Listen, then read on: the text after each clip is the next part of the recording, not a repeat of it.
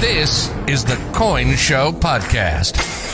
The show about coins and coin collecting. And not just any show. This is the #1 coin collecting podcast. Going 10 years strong. Here's Matt Dinger and Mike Nottleman on the Coin Show Podcast.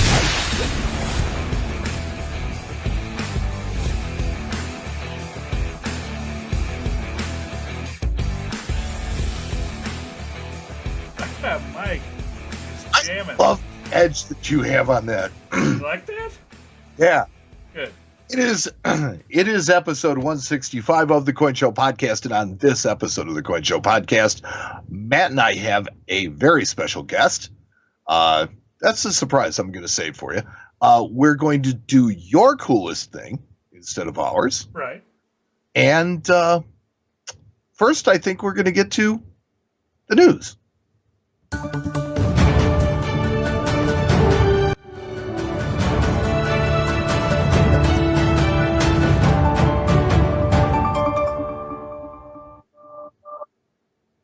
The news is brought to you by rubber ducks, because you do not want a real duck in your bathtub. Seriously, you can trust me on that one. Rubber ducks. That's a good one. I really like that one. I like it a lot. Matt, cryptocurrency may be a thing of the future, or maybe not. According to a recent article in Coin Journal, new U.S. legislation may threaten the existence of private data encrypted exchanges. So, yeah, the government wants to ban the production and development of encrypted devices that could not be accessed by law enforcement. So you remember that case with the iPhone a couple of years ago? Sure, yeah. Yeah, so I think that's kind of where this came from. So the ban would apply to any device having more than 1 gigabyte of storage. So, I mean, that means pretty much everything. Cell phones, tablets, any device that sends or receives encrypted information. Right. Huh. Interesting. I understand that they want to be able to deny use of encrypted data to, like, terrorists, money launderers. You know, I'm sure that I'm really not sure that this attempt at it, though, is going to fly. It looks more to me like, you know, we say the law does this, but the actual consequences are so much deeper in the type of legislation that they're talking about. Right. This is another. This, I think, is directed directly at cryptocurrencies and not just things like iPhones. Well, I agree with you. I think it is aimed at cryptocurrencies, but I think it is also aimed tangentially at, like, iPhones and other devices, just because, you know, it's something that fits within the scope of what they're doing. Right. They weren't able to get you know, Apple to do that before. This is a way of making them do it. That makes sense, I guess. So the fact that Bitcoin and other cryptocurrencies may be actively attacked by governments around the world, the idea of a digital currency seems to appeal to a large number of people.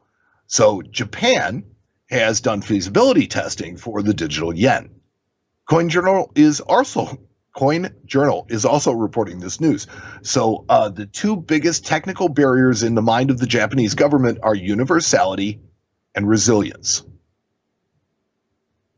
That just seems strange that one country is looking at. Well, maybe that's why. Maybe that's why they're looking at doing away with the encrypted things like cryptocurrency, because maybe they're looking to go to a cryptocurrency at some point.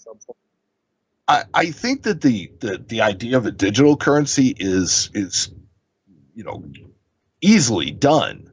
I think that when you have these rogue currencies like Bitcoin and things like that they're too easily corrupted by things like money launderers, that you know, governments are not going to be really particularly comfortable with you know, with allowing people that type of freedom. So, you know, the U.S. Response to that, their solution to everything is, okay, well, we're going to make it so that, you know, we have to have a key to the encryption. Right. We have to be able to sample from it and check it and police it. And I mean, to be honest with you, it kind of defeats the purpose of encryption, but I digress.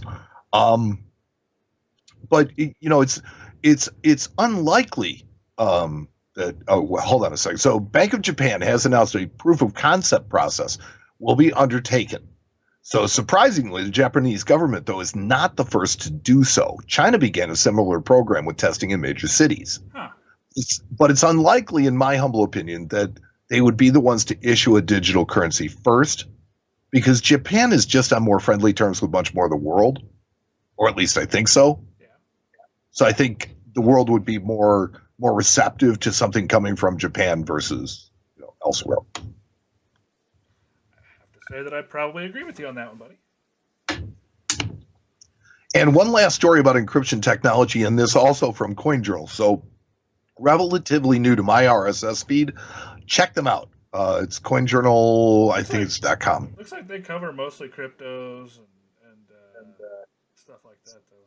Yeah, they do some different stuff. So a new ransomware scam has been targeting Android users in America's hat under the guise of a COVID-19 tracing app.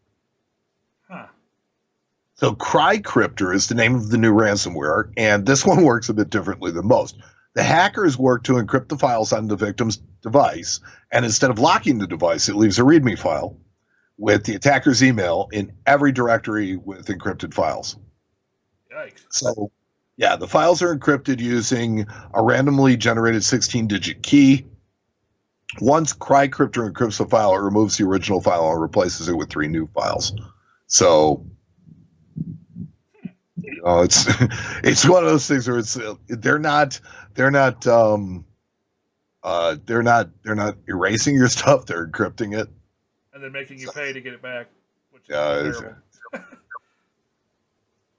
So, yeah, that one under the guise of a COVID-19 tracking app, though. And the story on it's really pretty interesting, where the Canadian government announced that they were going to, release this COVID-19 tracking app, and then for one reason or another did not in a timely fashion. And so, no. Enterprising jerks came along and did it instead. Exactly. That was nice. But, yeah, so I mean that's kind of the news of cryptocurrency for the week. Coinnews.net, one of my favorite websites, Matt. Do you know why? Because it has nothing but coin news? Well, I mean, yes. They're usually one of the first sources for line drawings of potential designs of new coins. I will say yes, I have noticed that as well. They definitely do. They definitely do get those first to us when we see them. See, I don't know how many times I've told the story, but I keep going back to 1973 when the contest for designing the Bicentennial quarter was happening. Right. And the winning design went on the quarter, the second place design went on the half, the third place design went on the dollar. And some people don't know that, but Coin World was a newspaper at the time. It was a real thick one too, and they had pictures. They had line drawings of the winning designs, and they said all 3 of them said quarter dollar, and it's just emblazoned in my mind. So I just love looking at line art of something that before it happens, and then in retrospect you go back and you look at it, and it's kind of like, wow, that's really cool. Huh, cool. Yeah, so the Christa Mcauliffe commemorative dollar designs are available on coinnews.net for your perusal, both obverses and reverses. Can you guess which one I like the best? Oh, well, I'm perusing the obverses right now, and my favorite one is probably the very first one, CM-0 or O-01. And then let's take a look at the reverses here.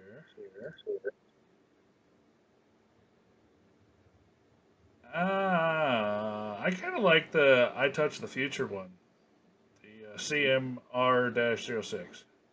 Okay, so I think that the fact that they had to draw it in black shows you exactly why it probably won't work. Oh, I understand that, but because I don't know, in a monochromatic field how it'll work. I'm not sure that I'm a fan of really much of any of the reverses. I mean, right. I was looking at the obverses saying, okay, which one of these will actually make a decent coin?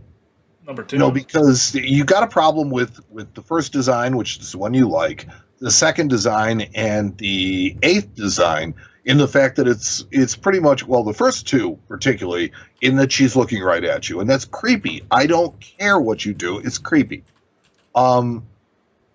I think some of the other designs are not going to work well into coinage. Right. I just don't think that they're going to strike well because too much of the relief is unbalanced. It's like you've got her in the third and fourth design is primarily in one part of the coin. Yeah, sure. And I just don't know if that's going to balance. I think the eighth design is pretty decent, but again, it's kind of a facing forward design, so it's a little creepy. Like a 3/4 view, the eighth one. Yeah, I don't mind it. Yeah, 5, 6, and 7. She looks kind of disinterested. I'm just saying, it's like 7. She definitely has a resting B face on number 7 for sure. Come on. But so the 9 and 10, I don't recognize as her. I wouldn't look at that and say it's Christa 9 McCall. and 10. Where's 9 and 10? I don't see 9 and 10. Going down. Keep on going down. I went down. Well, there's Obverses candidate designs. There's 12 of them. Yeah, okay. Okay, so the numbers. I'm not going by the numbers. I'm actually just looking. Gotcha. Sorry. Okay, so 8, 9, and 10, where she's kind of looking upwards. Yeah, 9 and 10, where she's kind of looking up. Doesn't look recognizable. Yeah. The last one, except for the fact that it has too many rims.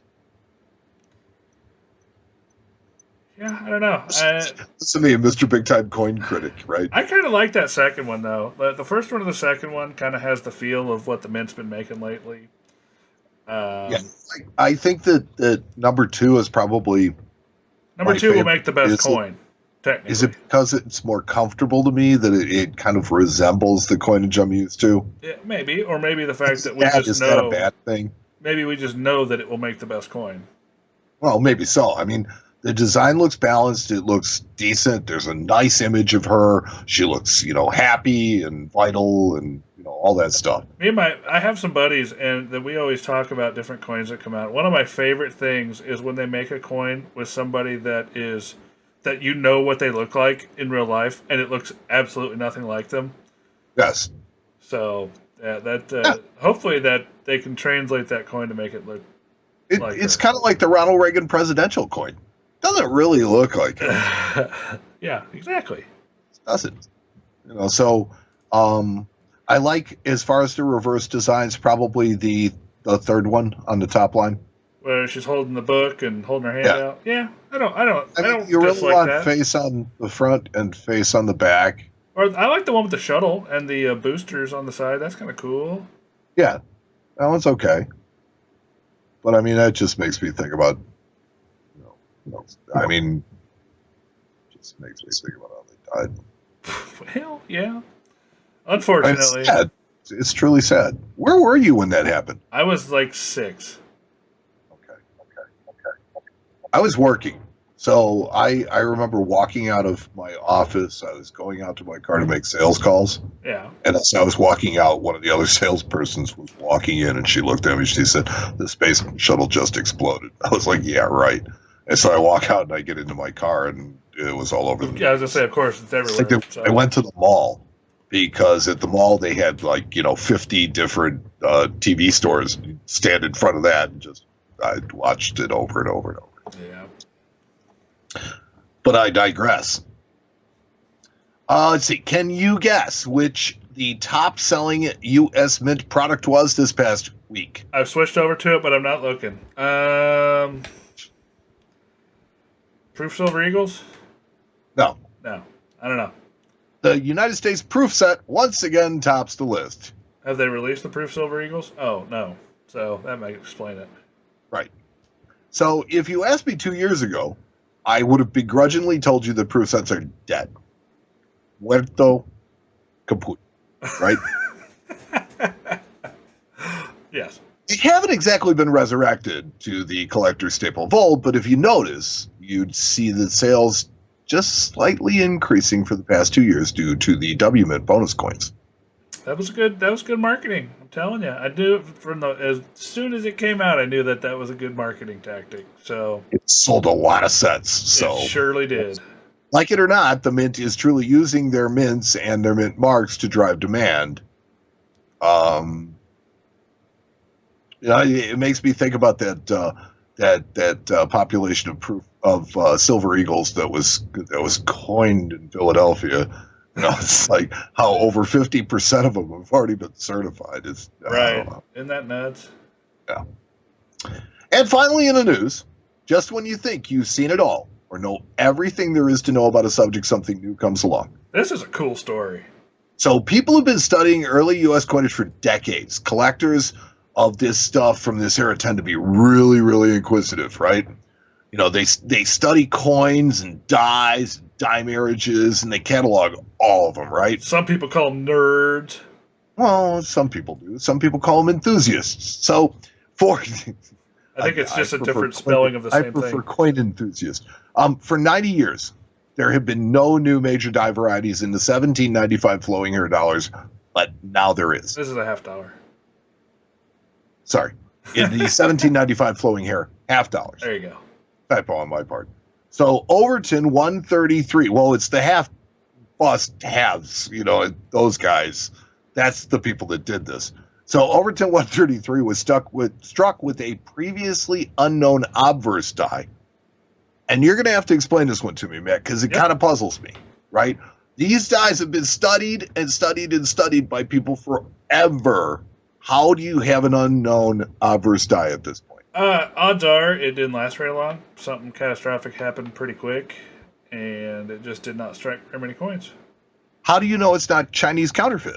Well, because the reverse die is a known die of the time. It's from a known die, from a known working die of the 1795 $50. So the odds of this new die variety, the population of it has to be just extremely small. Or it's very, very, very similar to another die pairing, and there have been some that have been misidentified as that particular die pairing that already exist in holders. Okay. I haven't studied this very well, so I'm not 100% sure. Well, I mean, there's always a discovery coin, right? But it's not good enough to have one coin. You have to have a second. For sure. To verify it. Oh, I can only imagine the countless days and weeks and hours that went into researching and figuring out this coin, especially in this era of counterfeits and Chinese counterfeits being really good and clones and all sorts of crazy stuff. I can just imagine how they must have been supremely confident in this, or they would not have put it in the holder. Yeah, I would say that probably. And I'm not talking about on the part of PCGS, but I'm talking about on the part of the people that actually researched it and got the variety, approved and noted and cataloged as Overton. That their work had to probably take at least a year. Oh, it wouldn't surprise me. Yeah, maybe longer. But I mean, that's what they love to do. Well, stuff like that just doesn't happen. I mean, it hasn't happened in 90 years, and it's one of those things that's just to find a new die like state is one thing. Die state is like the where a die is in its life cycle.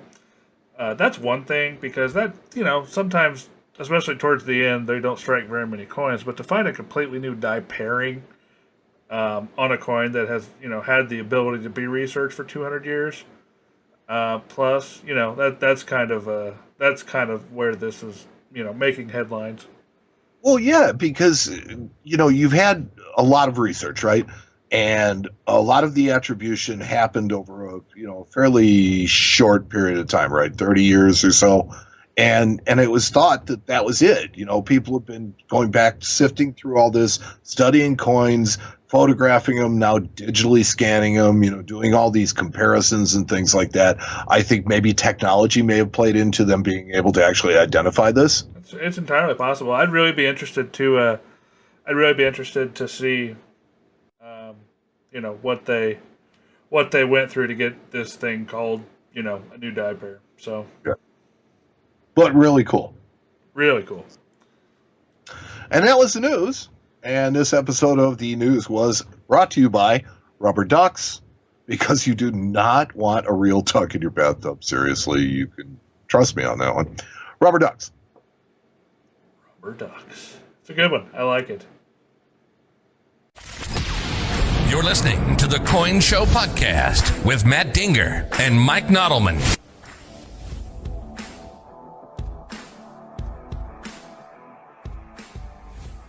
We are back on the Coin Show Podcast, and we are honored today to have a special guest. We have an interview, a rare interview with. It's been a while. It's been a long time. It's been a while, so it's really about time. Somebody who we really do need to talk to. This gentleman is the vice president of Harlan J. Burke Limited, which is probably the world's foremost dealer of rare coins and antiquities. He is a really, really cool guy, and he just so happens to be my boss. His name is Aaron Burke. Aaron, thank you, and welcome to the Coin Show Podcast. Thanks for having me, guys. I appreciate it. So, Aaron, there is an issue that's going on in the ancient coin world right now. We don't, delve into ancients too much, but we are an equal opportunity coin podcast. So, there's something really, really important though going on right now as far as antiquities and as far as rarities. And it kind of seems like there are some people that are out to get the ancient coin collecting community.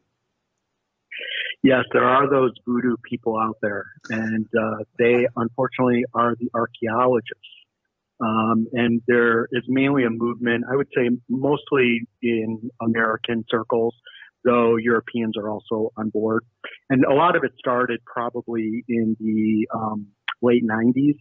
And I would say some of the newer archaeologists that have come on the scene are a little bit more friendly towards dealers and collectors. But for a long time, the archaeologists didn't want, they basically don't want anybody to collect anything because they think everything should just go to museums. And there's always been looting. There's been looting since the ancient times. Nothing new. That's why, if you go to the Egyptian pharaohs' tombs at the Valley of the Dead, they're cleaned out. And the reason they're cleaned out is because they were cleaned out in ancient times, not in modern times.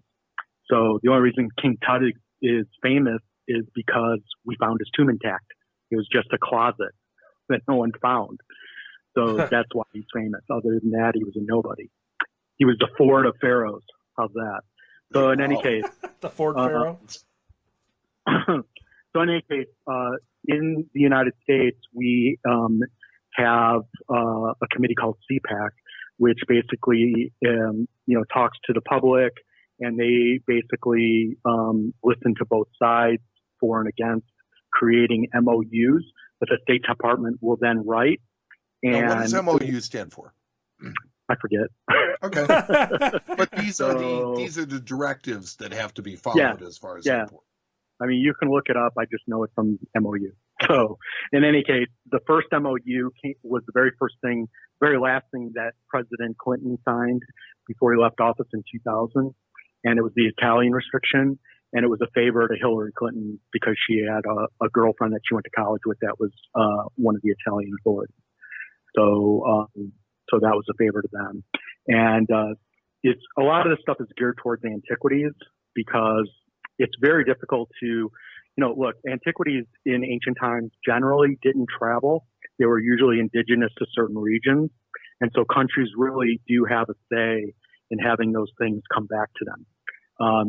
If they know that they were looted, anytime, in recent years.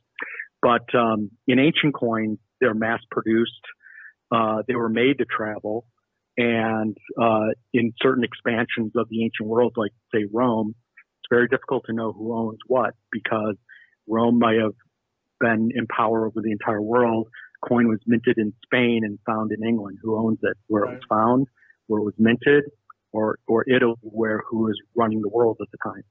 And I think that's a really, really important point is that not only, we're talking about empires that span most of the known world.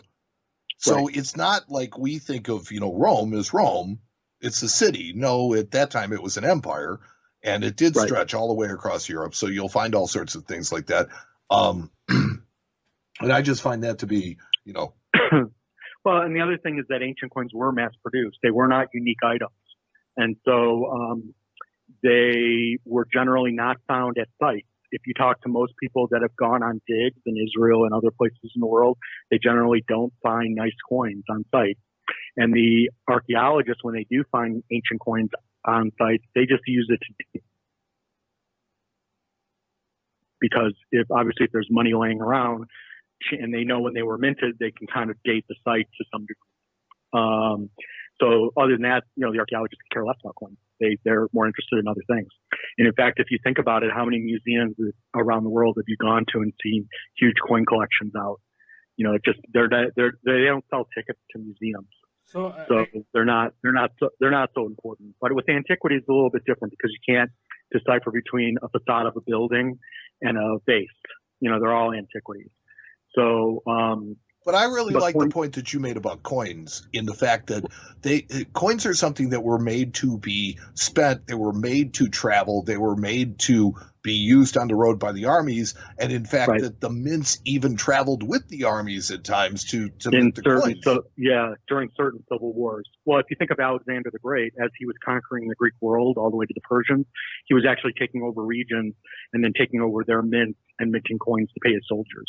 And basically, Alexander the Great was, when he came to power in 323 BC or 336 BC, he was basically on the road fighting wars the whole time until he died. He never came back to Macedonia. So obviously he had his military with him the whole time, and they just traveled around minting coins and paying the soldiers. So a lot of silver and gold coins are what we would consider to be treasury coins. And so they are usually found not on site. They're buried somewhere off. And somebody obviously dies who knew where it was buried, and 2,000 years later they're found. A hoard of coins could be 100 coins. There have been hoards of hundreds of thousands of coins found in one spot. So and then usually back in the day, we used to work with museums. If you go back, we have one of the largest numismatic libraries in the world. And if you go back to some of the 1930s and 40s and 50s, when, the archaeologists, the dealers, and the countries all worked together, a lot of material was written and saved. Now, unfortunately, because there's been a disconnect between the dealers, the collectors, and museum people and countries, a lot of stuff has now been lost because nobody writes anything down because they're all afraid something's going to happen. And we don't really know when a coin came out or when a group came out. None of us, try to, if we feel like something is being sold illegally, meaning just minted, or just stolen yesterday, we run away. We don't go anywhere near it. So, we do our due diligence as dealers. So I will stop and I will testify to that fact, because as I said in my job interview with this man, a guy came in to sell a gold coin, and Aaron asked him a question about where he got it, because that was the most important thing. And after he turned him down and, sent him on his way, he kind of turned around and looked at me and says, I just couldn't be sure that it was something I was legally able to buy. Yeah. I mean, and I've talked to, FBI agents in my area, and, as long as you willingly don't buy a coin that or an antiquity for that matter, if you willingly know something is looted, you're in trouble. But if you don't know and you ask the right questions, and there's no way, look, a lot of stuff came to the U.S., when nobody cared about these things. Sure. So there's a lot of stuff in the United States. You just have to do your due diligence. I'm sorry, Matt, I interrupted. No, you're fine. I guess, to us it makes it's a big thing, but it doesn't seem like in the grand scheme of things it's such a big deal. And I guess that really kind of makes me wonder why they keep pushing this moratorium on ancient coins. You know what I mean? Like, to us, obviously, it's being our business, it's important to us, but to the archaeologists and the people that are digging this stuff up, they don't really seem to care about it all that much. So what's the disconnect I'm finding here between, the fact that they still want to keep, making these things illegal to import, versus the fact that, they don't really care about it that much? Is it just being greedy, or is it being, I guess I don't understand. Well, there's been a lot of misinformation out there about how many things are looted, where things go. People have talked about, this has really came to the surface with the Iraqi wars, and then now with Syria and how much material supposedly ISIS was selling to finance their terrorism. But in reality, it was very little. And in fact, now they're coming. There, I just saw a story that was put out by somebody at the British Museum that said that, they had something like 350,000 pieces from Syria identified as being stolen and sold, but 80% of it was fake. Oh, geez. In the end, and the stuff that the archaeologists will say, like, let's say they get a ring of stolen, like this, the country gets a ring. Like there was a ring broken up not long ago in Italy, and they had something like, I don't know, 5,000 pieces. But I can tell you, like 90% of it, I wouldn't want to own. It's just like garbage, and a museum wouldn't even want to have it. Just complete, garbage. But they count every piece as unique. So let me to make the numbers look bigger. Let me piggyback something on Matt's question, because I think I share in his confusion. It seems to me like, look, I don't think there's any question that ancient coins are something that should be available, that there shouldn't be a problem with that. I do kind of see, I don't understand, or I can't say I agree with their point of view from the antiquity standpoint, but it seems to me like their axe that they're grinding is that they just don't want anybody to own it. They want it to be publicly available, which is a noble thought, but it just doesn't really work. Yeah, museums won't display that stuff. Let me take it a step farther. So, museums these days, they don't have any money, and they're going broke. And a big part of that is, there's been this disconnect between the collectors and the museum. And guess what, guys? Museums were started collectors. Every museum in this country or around the world, for the most part, maybe not in every place, but a lot of them were started by a wealthy person who wanted to bring culture to their city. And one of the reasons why, if you import in anything that's over 100 years old, it's duty free. And we still have that today because we as Americans are bringing our culture from all over the world, because we're not from this place originally as Americans, we're from all over. So it's the way that I believe, and until they get their heads to their butt, it's never going to stop, is they need to come out with good treasure trove laws. There's one in England. People will say it's not perfect, but if regular people who are metal detecting find something, they bring it to the attention of the government, they have every right to own it once the government, has documented it and decided they don't want it. And if they do want it, they pay market price for it. And so what happens is you get legitimate people, not scumbags, who are looking for, who are treasure hunting and do the right thing and contact the government, and everything is then in Britain, because we had the Roman Empire there, you have the Celts there. So there's a lot of history in Rome. In the UK. So all that information is reported, and every once in a while you hear about this hoard or that hoard that was found in the UK, and that's because they were legally found, and then they can be legally exported. If countries like Italy, Turkey, Bulgaria, to name a few, had good treasure trove laws, you might actually get more tax dollars to actually build up those museums, and they would have first refusal on what they want for the museum as well. But unfortunately, you also have broken countries and you have corruption. So I can tell you for a fact, I'm not going to name, but I know of certain countries where people who are in government are part of the problem. Oh, that wouldn't surprise me at all. Yeah, you're really not any newsflash on that one. Right. There's crooked people out there, right? And then you got you got these American archaeologists that are, and you got these American archaeologists that are trying to fight and keep Americans from being able to bring things in. And again, like I had a client today because as I was saying, the Italian restriction is coming up again. They come up every 5 years, and they're always trying to put Roman coins on it, Imperial coins that during the expansion of Rome. They've added Republican coins because they didn't travel as much, and it was before the Roman Empire expanded. So now they're trying to put Roman coins and provincial coins. Now, provincial coins are anything that was minted outside of Rome. So the entire world, coins that were minted in all the Greek cities under Roman emperors. But to follow their logic, wouldn't that make it to where you can own them anywhere but Rome? Yeah, and they pick and choose what they want. So, for instance, I can tell you there was a very famous Athenian Decadaram hoard in the 90s that was found in Turkey, and they had records. It had come to the market, and it was illegally brought out, and the Turkish government knew about it and then fought it in the American courts. And NFA, which was a very famous firm at the time, was involved, and I think some other big companies. And they had to return all the Athenian Decadaram. And these coins were probably like $250,000 coins a piece. And there was like probably 20 of them, something like that. And so they all went back to Turkey. But hey, guys, guess what? Aren't they supposed to go to Athens?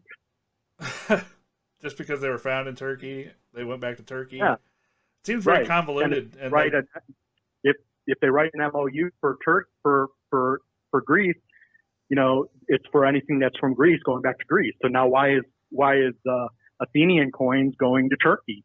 Because they're valuable and they want them because it's money. Yeah, it's self-serving. You know, it seems like they just write these laws to. It seems like they just write these laws to kind of match whatever their particular flavor is at the time, and they believe that they help facilitate and drive looting because we create a market. But what they don't understand is so now there's another law that was put in place called the UNESCO Treaty that was put in 1970. And so anything that is pre-1970, museums can buy, right?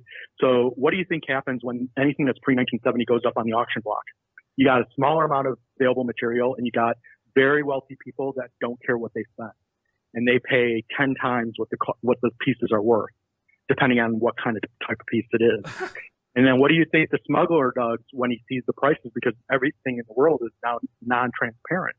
They now find a piece and they say, well, crap, my piece is better than that, and I'll sell it for half of that price. And they'll get it because there's going to be somebody in the world that doesn't care and is going to buy it. You know, I know for a fact there's Arab countries that are buying antiquities because they're building up museums for when oil runs out so they can work on their tourism.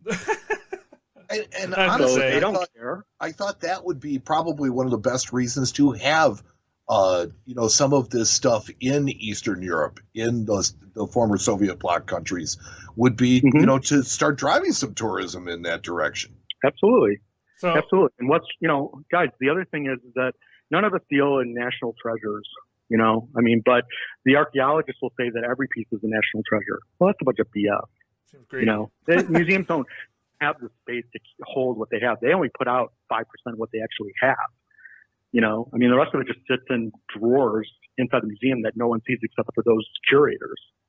Yeah, I think they have way too narrow a point of view on it, that they see private ownership as being impounded, and what they don't understand is that those people at the end of their life are likely not going to sell it or bequeath it to anybody. They're going to give it to a museum and they're going to display it. So and it you know ends up what? becoming public domain.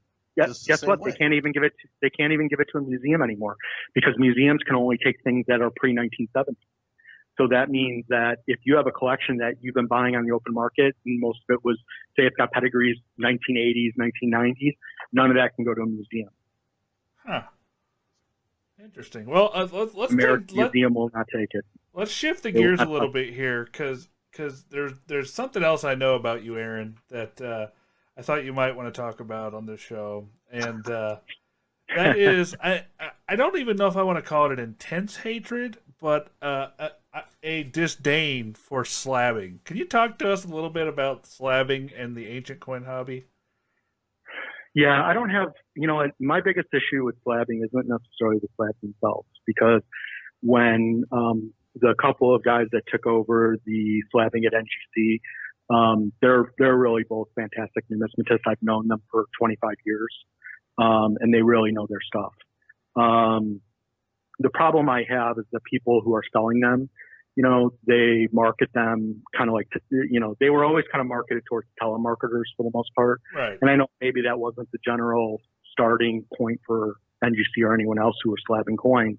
They just wanted somebody to feel comfortable. And because Americans feel that slabs are warm and fuzzy, it's an easy way for a lot of Americans to transition from U.S. coins into ancient coins and feel comfortable. I actually feel like the telemarketers these days tend to look for stuff that is really kind of hard to determine a value on.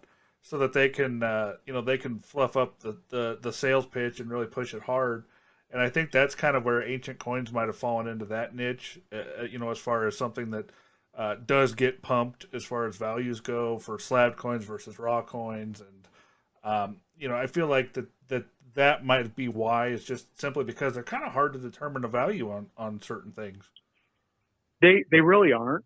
And I can tell you that, an experienced person in ancient coins can really give you a pretty decent ballpark. It's not like U.S. coins. And the other thing is you guys got to realize is that the competition for U.S. coins means that you guys are making 10% in general. Right. In a lot of cases.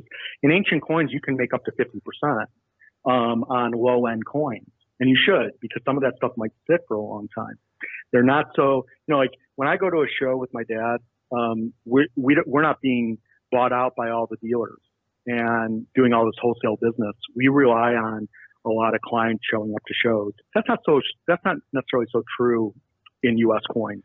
The other thing is that in U.S. coins, how many times has a coin sold for $1 million in an auction? Right, sure. Probably more times than you can even think of. But I guess my point there was that the mass marketing companies aren't targeting necessarily experienced numismatists in ancient coinage. They're just targeting people that think that this is possibly a good investment. Because the mass marketers they don't want somebody that knows what their coins are really worth, because they want to use that high pressure. Here's my biggest problem with it is that all the time I have to, somebody will bring me in a collection of ancient coins that are in slabs, and they want to know what they want to sell the stuff, and I know right before I even ask them, especially if they're decent coins, that they're going to lose their butt on it because they've overpaid. Yep. And so, and then what, and you might have somebody who spent $100,000 in ancient coins. That's not chump change. And so what do you think is going to happen to that collector when he finds out that his investment or the money he put into the coins are worth half? He's going to never go to collecting ancient coins ever again. So it's really a churn and burn type of system. And I think the auction houses also follow the same kind of stupidity and ignorance with collectors. But, the thing that the mass sellers do is they'll find coins I'll probably do even a video myself. So, Mike actually bought an Antonized Pius over the counter for like $20, and that was slabbed. And, I can flip it to one of the dealers I know that'll sell it on eBay, and I'll flip it to them for 45. And that's really what the coin is worth. Maybe you can retail at 75. They might be able to get 125 for it in the slab. It's not worth that. That's insane. The mass sellers, they can buy a group of Antonized Pius. Let's say you might be able to get at one point, you could buy 200 or 300 of them at a time. And maybe you only pay $12 per coin. Then you slab them up and they sell for $75, $100, $200. And to the novice who doesn't know anything about ancient coins, they think a 2,000-year-old coin for $150, that's nothing. But ultimately in the end, they're being ripped off, right? And that's a big problem. So I always say buy the coin, not the plastic. And the other misconception people have is they'll go to auction houses like Heritage or some of the other American auction houses, and they'll use their research, but you're only then researching coins that are in slab, because Heritage generally just sells coins in slabs. But if you go to a website like Coin Archives, which is very expensive, but they actually have 20 to 25 years worth of every auction house around the world. And because I would say 10 to 12% of all ancient coins are slab, you're missing out on 80% of the market. Right. So one of the things that I think has become really apparent to me as a novice and somebody who is just kind of discovering the world of ancient coins, is that the telemarketers and the mass marketers love nothing more than a sizzle, right? They don't want steak. They want sizzle. They want a story. Right. They want, it's like, think about the ones that they sell, the widow's mites, it's stuff like this, all this stuff that, are just very common, dirt cheap coins. And then they sell the story and they look at you and say, well, this is 2,000 years old, so it's got to be worth something. And, and next thing you know, you do have these people who spent tons and tons of money. It's a facade.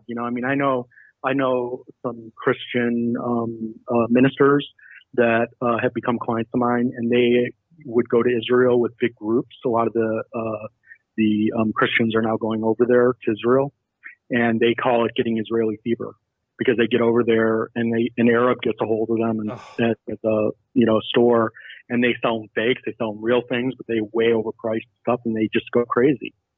And and ultimately you're better off, and I always tell this to people, you're better off buying ancient coins in areas like the United States, like Germany, like Switzerland, like the UK, where a lot of coin companies exist, because you're going to find better deals. You're not going to find a good deal in a source country. And ultimately, a lot of these source countries you can't bring the coins out of anyway. So you're putting yourself at legal risk. So they're hammering you twice. You're losing the money on, or you're paying way too much for something that is really illegal to take from the country anyway. Right. I mean, in Israel, you can get export papers. Now it's very difficult.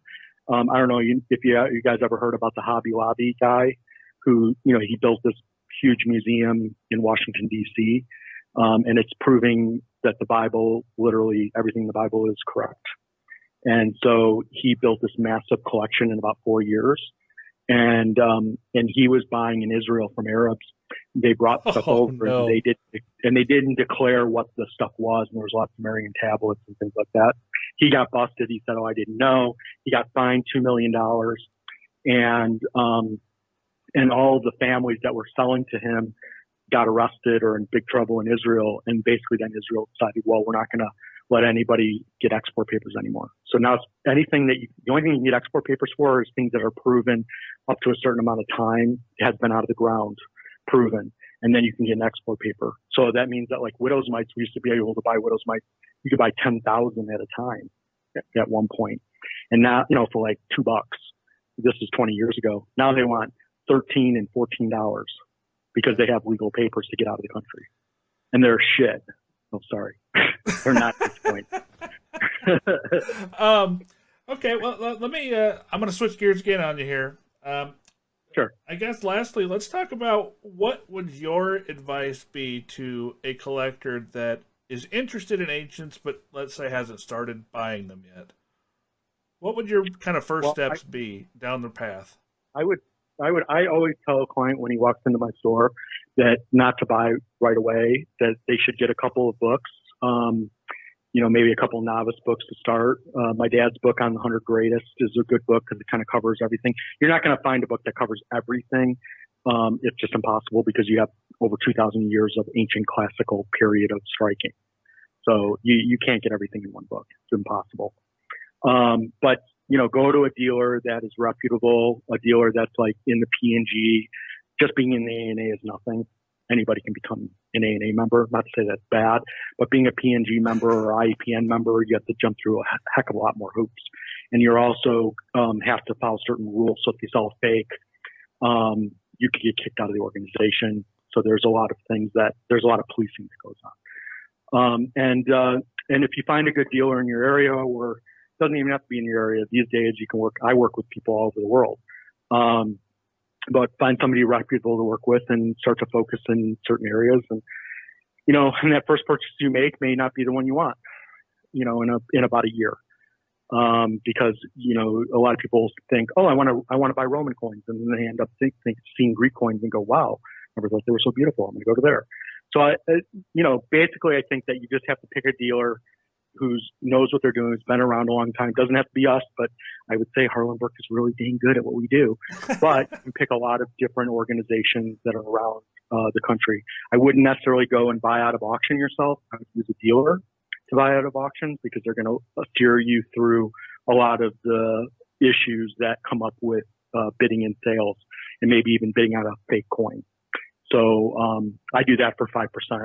So it's worth it because you'll end up you'll end up saving money even though you're paying a little bit more percentage. And I will tell you, this is not a shameless plug, although maybe it is.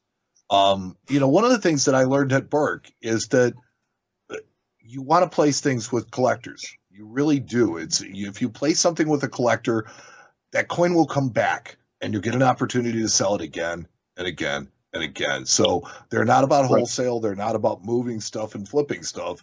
They're about placing it with the people that are going to enjoy them. And so you have to build relationships, and you can't stick it to people and build a relationship. You just can't. The other thing I wanted to point out that's really important is you go into it. This is not an investment. You cannot buy coins as an investment. That's what telemarketers are trying to sell you on. Nobody has a crystal ball to know what coins are going to do. If you buy high quality coins that any dealer would want to own, and you buy them right, and you hold on to them for a number of years, you'll probably make money. But let's say you buy some rare coin that's unique, and you paid a ton of money for it, and then 10 years later, 30 coins come out that no one's ever seen on the market. What do you think is going to happen to the price? Bye-bye. So you don't buy as an investment. You buy because you love them, and you hope that you're going to get your money out, or you'll make some money when you sell them. If you buy quantity, meaning you don't care what the quality looks like, you are probably going to lose money, because any dealer who buys that stuff wholesale is going to pay you a fraction of what the retail price is, because that stuff is going to sit, and they want big profits on it when it does. And likely a fraction of wholesale. Yeah, so I would really try to stick to the highest quality. If you don't have a lot of money, it's okay to wait and buy a little less at a time, and try to maximize your dollar value for what you can afford quality wise. But I think if you go in with the intention of this is about having fun, and you get together with a correct dealer who isn't going to take you to the cleaners, I think that you can have a lot of fun and still ultimately feel comfortable, and maybe you'll come out, in the plus in the end. Well, we really appreciate you coming by and talking to us about this. It is an important thing going on in the world of ancient coins, but we do want to ask you to make us one promise, Aaron, and that's that you'll come back and you'll talk to us again, particularly just about ancient coins in general, because I think it's something that our listeners would really like to know about. Yes. I would love to, and you can see it's hard for me to shut up sometimes. You're fine. You know what? You're good. So this was our guest, Aaron Burke, Vice President, Harlan J. Burke Limited, one of the foremost dealers in the world on ancient coins. Aaron, thank you so much for joining us. Thank you. Thank you very much. It was my pleasure. Thanks, guys. Really appreciate it. Take care. You're listening to the Coin Show Podcast with Matt Dinger and Mike Nottleman.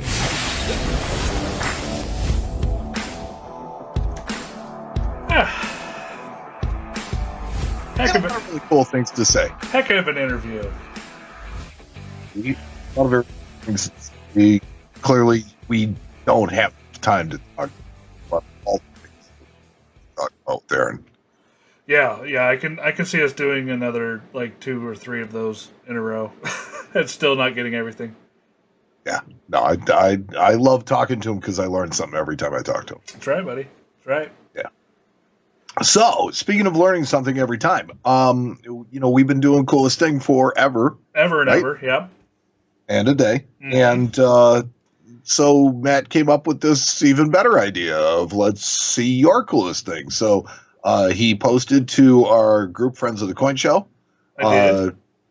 What is your coolest thing? And what do we got today? Let's take a look at it. It's going to be fun. Let me get it pulled up here. I think I hit that button, right? Yeah, there it is. So I made the post, as you can see here. It says, let's see your coolest thing. And we did this, I think it was 2 episodes ago, and it was a heck of a lot of fun. I know I had a good time. I know that the listeners seemed to enjoy it, and it got a lot of participation. So I decided, you know what? Let's do it again. So let's check it out. Yeah, absolutely. Karen posted a bat quarter. American Samoa National Park bat quarter, and it is the W Privy, so the tougher ones. Love those W mints. Yeah, that's a cool coin. She says she loves it too, so that's always good. Yeah. Let's see, Nicholas posted, might be a good idea to talk about the generations of holders and how there can be immense value beyond the coin. That's not a bad idea. Maybe we'll get somebody on the show that does slabs and sample slabs and knows about the generations of them, and maybe we'll have a segment on that. We have a couple of people that know a few things about sample slabs, I think. Yeah, I think we do. we might know a person or two, but somebody. yeah, I think it's really interesting that that the overwhelming thought amongst the community is that an old slab is going to be an undergraded slab, and that's not always the case. Not always the case. Sometimes it is, and sometimes it's overgraded. Sometimes it's graded too high. It just depends on when it was. It really does. Let's see. Joe Bohannon posted 1855 C $1 gold, recently certified from his dad's collection. He likes this coin because at least 3 dealers he showed it to thought that it was worn on the reverse. And he says, I bought the book and read that this specific issue is known for a weak strike exactly where you see it. And he's glad he bought the book. Oh, absolutely. And, so here's the thing to look at, and here's the thing to learn. So this design just really didn't strike up well. And this is also, the Charlotte Mint, which is not known for, their quality of strike. And if you look at the area that's weak on this, it's the very center of the coin, that's right, which is going to be the last part to fill in. You've got directly opposite of the part that's weak, you've got the Indian head. And because of that, there's a lot of depth that goes into filling that. I don't think that this design strikes well. I mean, personally, if you look at the wreath is kind of opposite the field on the other side, so that should work really well. But the depth of the design element with the Indian princess just that doesn't work. Yeah, it's a cool coin though. I like that coin a lot. I always like Charlotte gold. The cool part about this one is it's a Type 2 as well, which is also scarce. So Charlotte, Type 2, $1 gold coin. Super cool. Thanks for showing us that, Joe. Brad posted an AU 1911 2.5 that was a gift from that's the kind of wife for their anniversary. Love that. That's a great gift. That's the kind of wife you want. Heck yeah. Buys you gold coins. I see a familiar name here. Ernesto Aguilar posted some sort of Chinese silver coin. It might be Australian. It could be a lunar. I don't know what it is. Ernesto, you're going to have to fill me in on that one. It looks to be Chinese. But Australia. It's silver. It's got dragons on it. I see a P at the top. Kind of a Roman OG border. I see a P at the top, though. That might be for the Perth Mint. So Ernesto's going to have to tell us what that is. Yeah. Andy, I saw this. This is super cool. And I'm going to try to play this video for you guys to see. Andy has taken the PCGS periodic table of coins and is attempting to do the collection. So basically every coin on the periodic table of U.S. coins, he's attempting to put an example in, which is super cool. So let's see if I can take a look at this video. He's got them all in a frame. Looks very, very nice. Super cool. Oh, this is one of the cooler posters out there. And right. You had to be at, what was it, the World's Fair Money? Is where they gave them away? I have one around here somewhere, and I was not at that show, but somebody might have gotten it for me. I don't know. But yeah, I don't remember. I do remember that I did get mine at a World's Fair Money. Yeah, that is a super cool way to collect. That's this poster. I really enjoy that because I didn't even think about this, but he has taken that and basically is building a typeset on the poster, which is awesome, and that's what we always talk about when we're talking about ways to collect. It's endless. I have never even thought about that. And here he is. What I love about this so much is that where there are no coins, you see a picture of what he's going to pursue. Exactly. So it's not like looking at an album with an empty hole in it. This has got something. It's got a target. It's got a goal. Yeah. Oh, and then our guest. Really good job on that one. Our guest, Aaron Burke, posted Roman mosaics from the 2nd century AD found in Italy back in 1822. So we were just talking about that documentation. These are really big, and they're really heavy, and did he make you lug him up the stairs? Intact. Since you work for him, did he make you lug him upstairs? No. He did not. But I did have something to do with moving some of them around. So, that's pretty cool. That is pretty cool. These things are heavy, but they're really, really cool. And they, like I said, they're amazingly intact for as old as they are. So, super cool. I mean, they were discovered 200 years ago. Yeah, that's and they're awesome. still in good shape. So that's cool. And not to keep our one side of our Facebook going, but Justin posts $1 Justin posted Kiwi. one. His says, my favorite coin in my collection by far is this 2004 MS70 New Zealand Kiwi. The 2004 has an unknown mintage release due to some of them being melted down. This is one of 3 MS70s between NGC and PCGS. Scarce coin. Cool. See, Yeah, this 3. is like completely opening the floodgates for neat things on the show. I really do like this segment, and I hope you guys like it too. So that's got a platypus on it, doesn't it? No, it's a kiwi, man, from New Zealand. It's a kiwi bird. Oh. I didn't know what a kiwi looked like. And, the thing that amazes me about this coin, and probably the reason for the low number of 70s, is the entire reflective face of Her Majesty. Yes. Yeah, it's really a weird-looking coin. She kind of looks like the Incredible Hulk. Well, yeah, it's not flattering. Let's see here. Chester Johnson, my favorite kook, 2 ounces. He's got a 2001 2-ounce kookaburra. That's cool. I love those things. Let's see what else. And Kevin has an 1857 O counter-stamped seated half. Says J. White. Looks like they had to finish the E on the end. That's super cool. I mean, that's just a nice, cool American coin. And these were kind of like the early business cards. You would take, very similar to what they did with Civil War tokens. You would stamp your business's name on a coin and circulate it in your local area, and people would see that, and then they would see the name of your business and think, oh, I should go there. This guy gives out good change. Yeah. Jeff posted a really pretty Barber $50. He says he bought this beast at the local Columbus, Ohio coin show. First coin bought of that value. Starting to think I'd rather own one $1,200 coin versus 4 $300 coins. Yes, I agree. That is a really pretty coin. That is a really pretty coin. And yes, it's like Aaron was just saying in the interview. It's better to wait. It's better to buy something of quality. Right, for sure. It's like buy a better coin.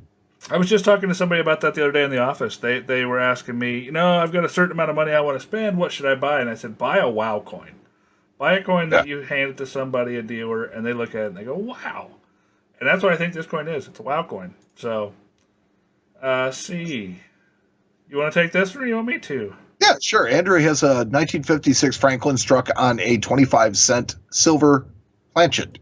Nice. So, it just doesn't have the entire design, and it is kind of cool. It's a little oblong because it didn't fill the die space, so it just kind of struck where it went, and it went almost completely flat. My guess, looking at the coin, is that there's little to no reading on it. Yeah, maybe down at the bottom below God we, but that's about it. And cool. Andrew says that if he recalls correctly, $1,500 to $1,700. Wow, it's beautiful. It's uncirculated. I mean, that's clear. Warren posting some paper money. We got some paper money fans in there, I know. He says he knows Chicago may be the most common, but I am happy to have the start of the high denomination set with this kiddo, the $100 bill, his pappy, the $500 bill, and his grandpappy, the $1,000 bill. And then he says he hopes to improve the quality of each note as they become available, and that's exactly what he has. He has 3 notes, all with the G-Fed Federal Reserve letter, so that does denote that they were from the Chicago Fed. Looks like cool stuff. I love high denomination notes. We get them in there. And these don't look ratty at all. These look like pretty decent quality notes to start. They're very. He says that he's going to try and upgrade them, which is absolutely cool. I'd like to see its great grandpappy and its great great grandpappy. Well, for sure. Yeah, so I think those would be cool. Liana Spurrier, a Japanese trade to shoe, minted for just 22 days in 1859 in an attempt to stop the massive outflow of gold that began with the opening trade to other countries. The same countries felt the trade to shoe was cheating the system and convinced Japan to end it after less than a month of production. It's an interesting piece. Did you read the rest? Well, I mean, it goes on to say, the end of this coin was the final nail in the coffin for the Meiji Japanese currency system and led directly to massive inflation and the introduction of the yen about 20 years later. Huh. That's funny that they can tell that this coin was minted for just 22 days. I know next to nothing about Japanese stuff, but my thought would be that it's probably in the caricature on it. You know what I mean? In the kanji. Characters. Yeah, in the kanji. That's the word I was looking for. So it probably is dated. Who knows? I don't know. Maybe we'll have to have her on the show and she can explain. Maybe it's the William Barr bill of Japanese. This is the bar note of Japanese coinage. Japanese coinage. Mark Schur, these are the silliest coins I own. They're from Sealand, which is a micronation on an abandoned oil platform. Yeah, these are cool. I've seen these before. Actually, it's a little bitty country that they've kind of set up and have relations, I think, with some other countries. And but how can you have a nation when you don't have any land?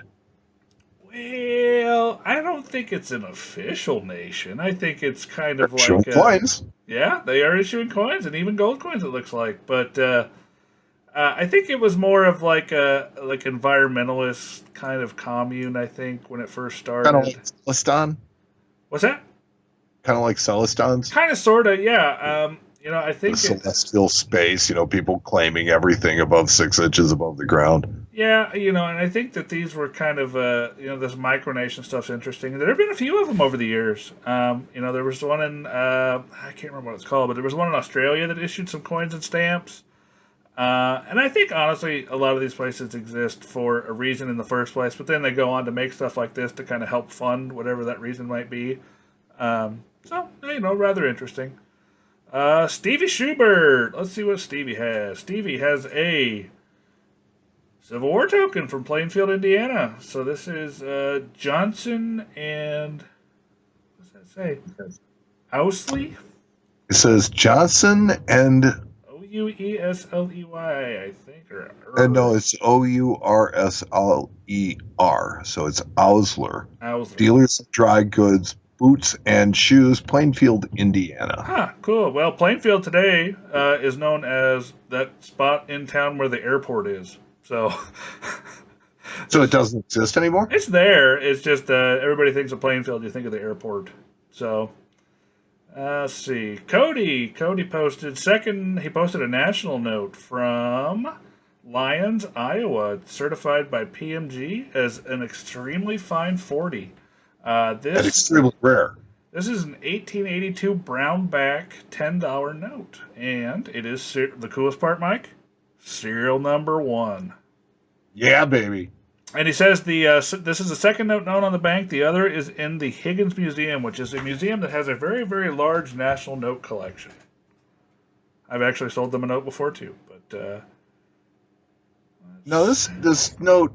It says serial number 1. It's down on the bottom left is where the serial number is. Yeah. See, I'm looking at that. The E number on there looks kind of like a serial number, but it's not. The 1 is right there in the bottom of the portrait on the left-hand side.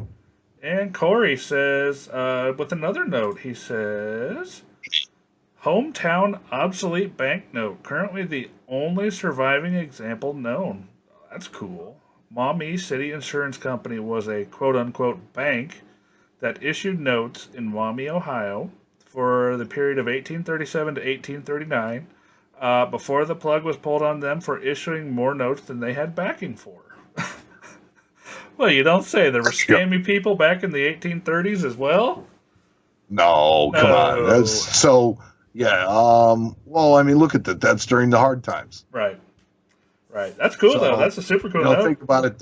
That may not have been as nefarious as it sounds. It probably is more of an upped reserve requirement, and suddenly the bank failed. And the funny thing is, each one of these posts, everybody posts, and then they get people talking and conversing about their pieces, which I think is great. I love getting our folks together. Yeah, and instead of sharing, it started out as one thing and then grew into 2 things. Now this is sharing, 15. Yeah, it sounds. I mean, there's a lot of that was a lot of pieces. I love it. So I think we're going to start doing this probably every other episode. We'll make a post, and if you you have a piece you want to highlight on the show, feel free to join that Friends of the Coin Show podcast Facebook group. That's where we're going to make the post, and you can get your piece that you'd love to talk about on the next time we do this, which will probably again be in 2 episodes. So yeah. Well, that was fun, man. I'd love doing that. That's a good time. That's a good time. This one went so fast. I know, it feels like it did, didn't it? But I think we're done, buddy. I think we're ready to wrap her up. I think we are. All right. So we would like to thank Ernesto and Justin for the hard work that they do in our social media aspect and everything else that they do.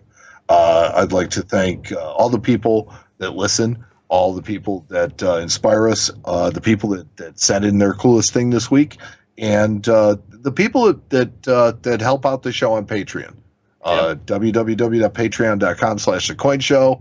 If you want to join at a $5 level or higher per month, you get shows on the off weeks with us where we do just we have 11 episodes different, of not the Coin Show but still in the same vein, right? So most of the time, I mean, it's really whatever we want to talk about. But you and I get together and we can talk about coins all day, over the place. Whereas this is stayed and structured that it's not the Coin Show. That's all I can tell you. Right, 100% not the Coin Show.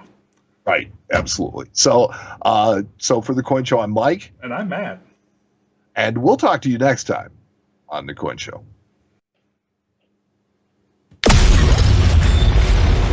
You've been listening to the Coin Show podcast with Matt Dinger and Mike Nottleman. The boys will be back soon with another informative and entertaining episode. Meanwhile, you can follow the show on social media at The Coin Show on Twitter and Instagram, and on Facebook at facebook.com/The Coin Show. You can also join their private group. Just search Facebook groups for Friends of the Coin Show and request access. But if you want to take it to the next level and support the Coin Show podcast, you can go to www.patreon.com/The Coin Show. If you subscribe at the $5 a month level or higher, you'll have access to Not the Coin Show podcasts on the off weeks, as well as other surprises reserved for our patrons. Visit our website at coinshowradio.com or download our podcasts on Apple Podcasts, iHeartRadio, Spotify, or wherever you download your podcasts. This has been the Coin Show Podcast.